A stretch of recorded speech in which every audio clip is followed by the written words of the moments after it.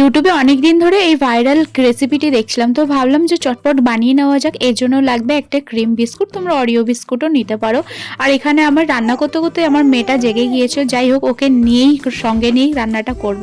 দুধটাকে ছানা কাটিয়ে নিতে হবে, সেটা ভালো করে ছাঁকনি দিয়ে ছেঁকে একদম জল ঝরিয়ে নিয়ে সেটা মিক্সিতে একটুখানি ফ্রেশ ক্রিম দিয়ে আর একটু চিনি দিয়ে ভালো করে মিক্স করে নিতে হবে। তারপর নিয়ে নিতে হবে বিস্কুট, আর বিস্কুটটা গুঁড়ো করে নিয়ে মাখন দিয়ে মাখিয়ে নিতে হবে।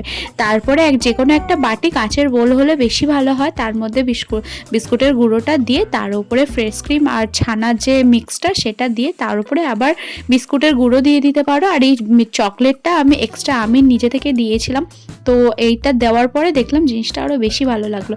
তো তোমরা ট্রাই করে দেখো কেমন লাগলো, আর অবশ্যই আমাকে জানাতে ভুলো না জিনিসটা কেমন হয়েছিল।